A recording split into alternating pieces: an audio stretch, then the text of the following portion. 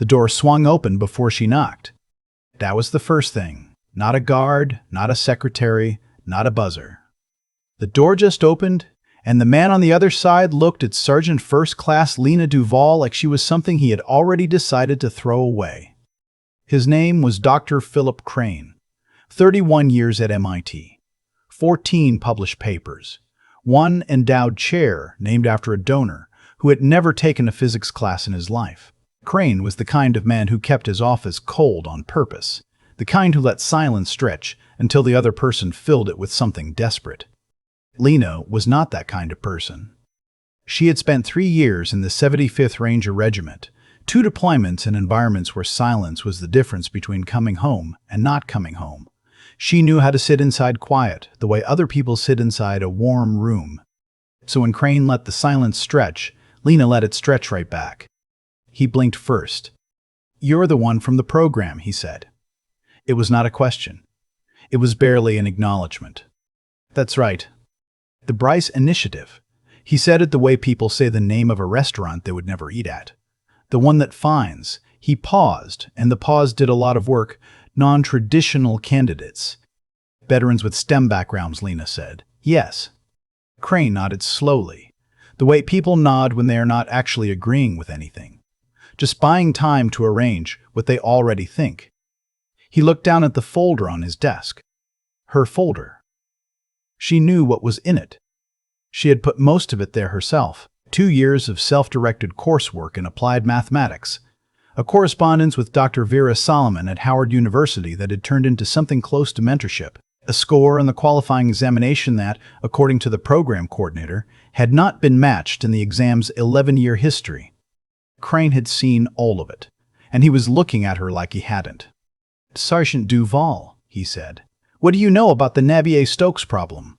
She knew he was not asking because he wanted to learn, but she answered anyway, because that was who she was.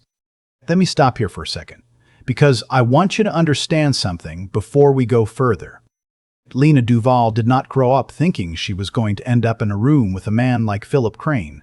She grew up in Decatur, Georgia, in a house her grandmother owned outright, which was the one piece of financial stability her family had built across 3 generations and which her grandmother referred to, without irony, as the whole plan.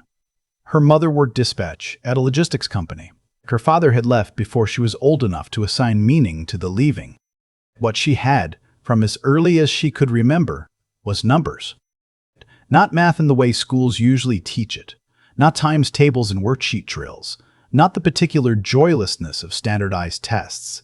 Numbers, the way they live underneath things, the way a bridge stands, not because someone decided it should, but because the forces working against it are held in a balance so precise it takes your breath away when you think about it. She used to sit on the porch of her grandmother's house and think about the load distribution in the concrete steps. She was 8 years old. She did not know that was what she was doing. She just knew the steps held. Her high school had a math team. She joined.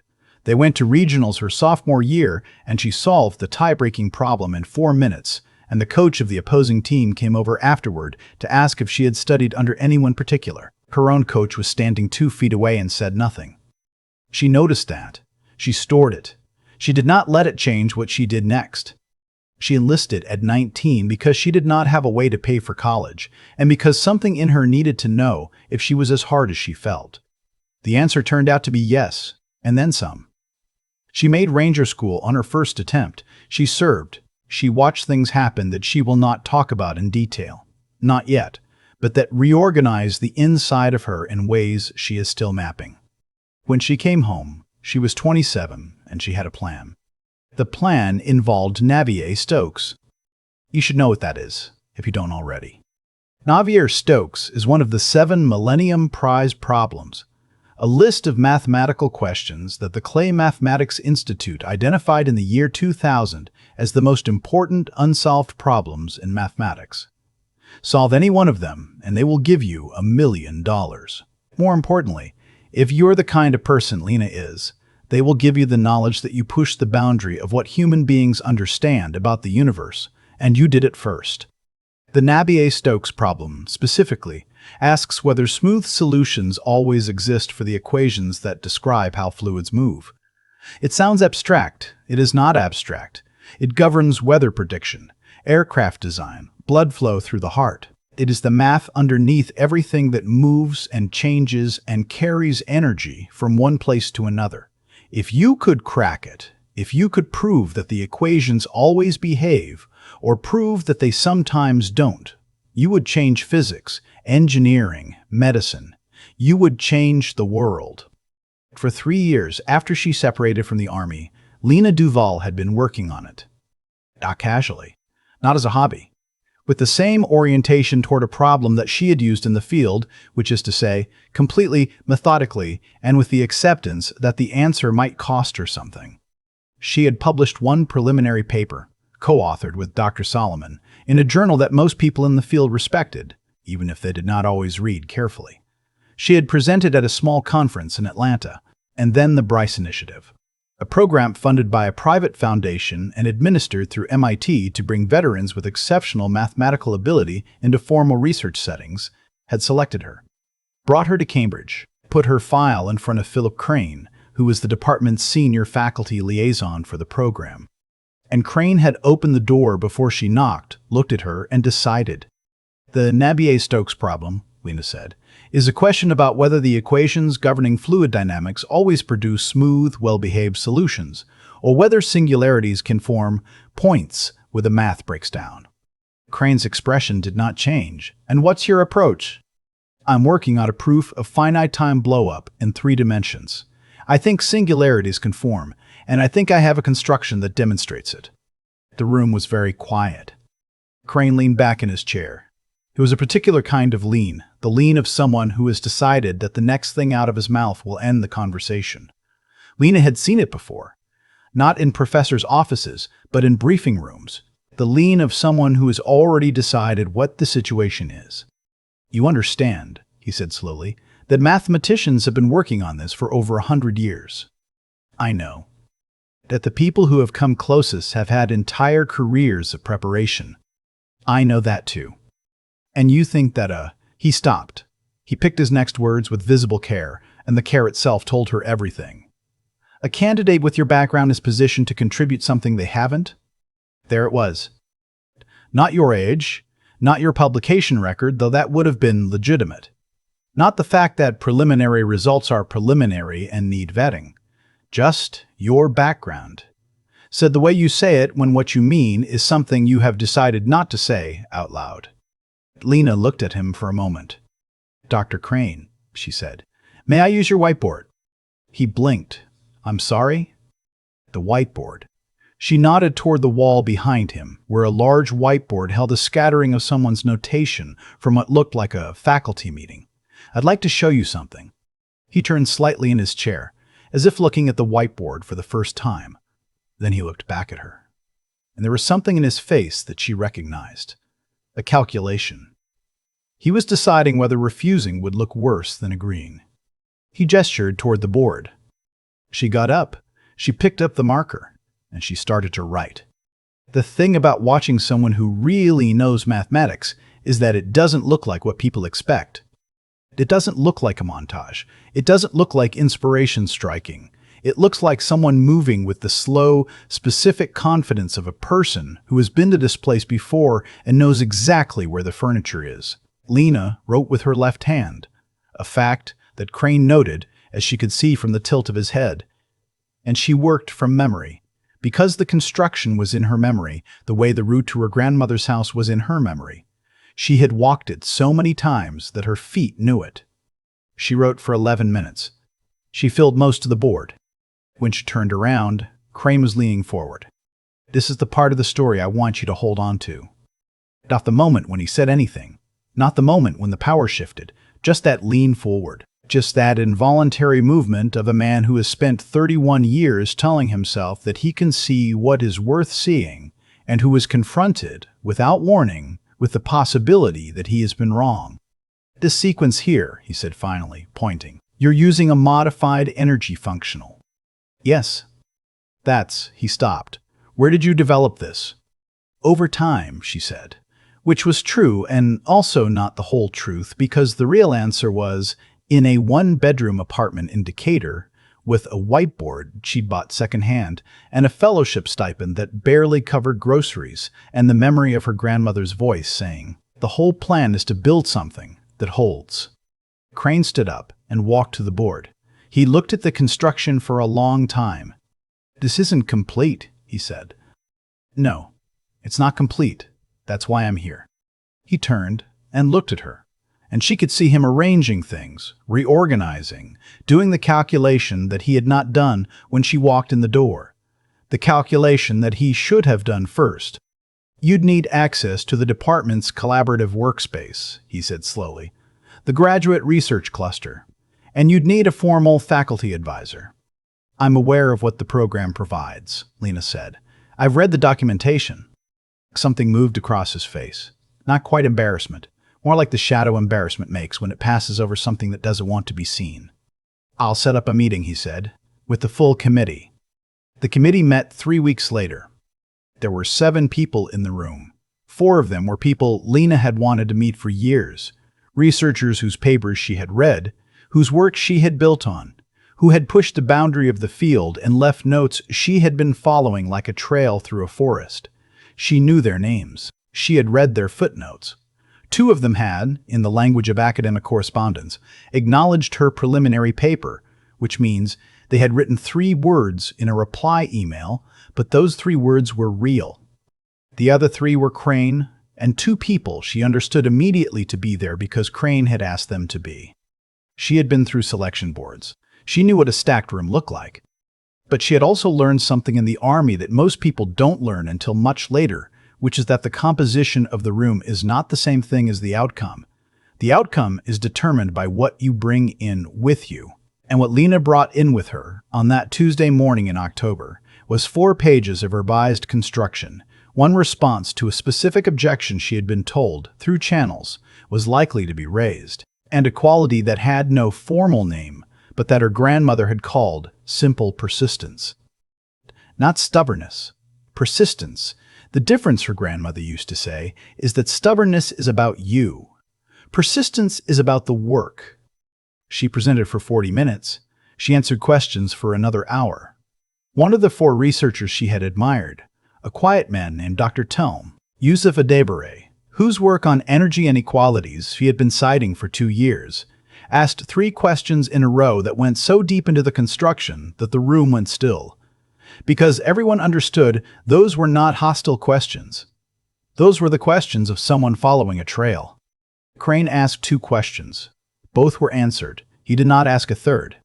At the end of the session, Adebare looked at his notepad for a long moment, and then he looked up and said, "I'd like to formally propose that Sergeant Duvall be admitted to the department's research fellowship. Full access, faculty advising." He paused. "I'd like to serve as primary advisor, if she'll have me." The room voted. It was 5 to 2. Crane was one of the 2. There's a detail I want to give you, because I think it matters. In the weeks after the committee meeting, while the paperwork was being processed and Lena was getting her access credentials and her desk in the graduate cluster, Crane published a short piece in the department's internal newsletter.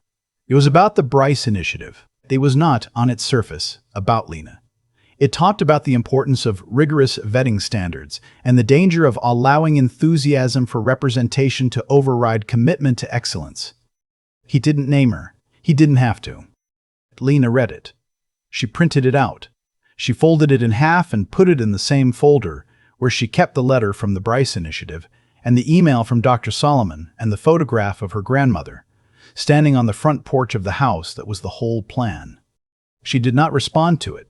She did not talk about it publicly. She did not post about it. She went to her desk in the graduate cluster, and she kept working. Dr. Adebare, for his part, sent the piece to 2 colleagues at other institutions with a single line underneath. "This is the environment we're working against. Please remember that when you read what comes next from this department." What came next, 8 months later, was Lena's completed proof. It was submitted to the Annals of Mathematics on a Wednesday. It was 64 pages. The covering letter was 2 sentences long. By Friday, 3 people in the field had reached out to Adebare asking if it was real. It took the review process 14 months, which is fast for a result this significant. During those 14 months, Lena went back to Decatur twice. She sat on the porch of her grandmother's house, which her grandmother no longer occupied. She had died the previous spring, quietly, in the way that very strong people sometimes die, and she looked at the concrete steps and thought about load distribution, and about what holds, and about the particular kind of proof that doesn't come from genius alone, but from the accumulation of days, each one building on the last, each one carrying a little of the weight forward. The result came back with one word in the subject line: accepted. The press didn't know what to do with her. That is the honest version of what happened. The mathematical community, the serious part of it, the people who had spent their careers inside this particular problem, received the result with something between reverence and awe. A solution to a Millennium Prize problem is not a small thing. It had never happened to anyone this young. It had never happened to a veteran. It had, in 100 years of people working on this specific problem, never happened at all in the way it happened to Lena Duvall, which is to say, completely, with a construction so clean that two of the reviewers had written in their comments that it seemed almost inevitable once you saw it. The press wanted a different story. They wanted prodigy narrative, the kind with a piano prodigy childhood and a teacher who spotted it early, and a clear line from there to here. Lena's story did not have a clear line. It had a grandmother with a house and a porch, and a conviction that the whole plan was to build something that holds. It had 3 years in the Army and 2 deployments, and a self-directed education, assembled from library books and online access, and correspondence with a professor who took a chance. It had a whiteboard bought secondhand in Decatur, and a committee meeting where 2 people voted no. Lena gave interviews. She was patient. She answered the questions she was asked, and occasionally answered the questions that were underneath the questions, the ones people wanted to ask but couldn't quite get to. When one interviewer asked how it felt to be the first person like you to solve a problem like this, Lena was quiet for a moment and then said, "The proof doesn't know anything about me. The math is true or it isn't. What I want people to take away from this is that the room where the work happens matters. Who gets to be in the room matters. And there were people who tried to keep me out of the room, and there were people who held the door open, and I think it's important to be honest about both." That quote went places. She did not particularly try to manage where it went. Philip Crane, as far as anyone could determine, did not publicly comment on the result. The Clay Mathematics Institute holds a ceremony. It is not a large ceremony. Mathematics, as a field, does not do spectacle the way some others do. But the room was full of people who understood exactly what had happened, and that gave it a weight that spectacle doesn't have. Lena's mother was there.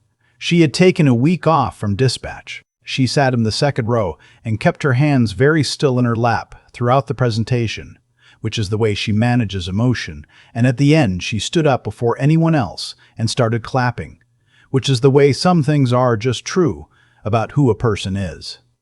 Dr. Audebert was there. He had been in the room when the work was done in the way that good advisors are in the room, present, asking questions, not taking credit. He sat in the back and looked when the citation was read, like someone who had been trusted with something important and had not let it fall. Dr. Solomon sent a video message from Howard, which they played on a screen at the side of the stage. She looked straight into the camera the whole time, which is her way, and said, among other things, "What I want young women to understand is not that Lena is exceptional. Of course she is. But exceptional is not the same as singular. There are others. The question is whether we will build the conditions in which they can become what they already are." The certificate was framed in a way that reminded Lena, obscurely, of the concrete steps on her grandmother's porch. She thought about load distribution, about what holds. She thought about the folder at home with the newsletter piece folded in half and the letter from the Bryce Initiative, and the photograph of her grandmother standing in front of the whole plan. She thought about Philip Crane's face in the moment he leaned forward at the whiteboard.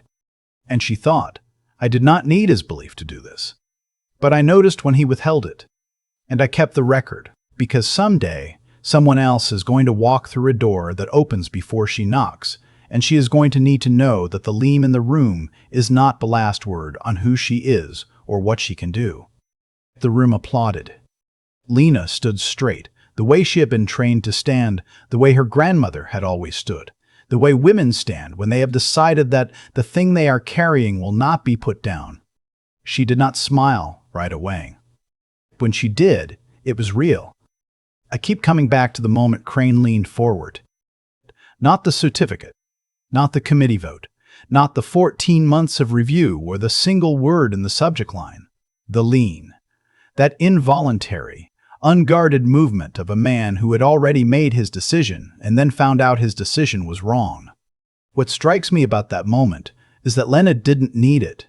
She wasn't standing at that whiteboard to change his mind. She was standing there because the work was true, and true things don't require permission. But I think about what it took to get her to that whiteboard in the first place. The years of building something in a one-bedroom apartment with second-hand equipment and a stipend that barely covered groceries. And I realized that what we call talent is almost never the whole story. Talent is the seed.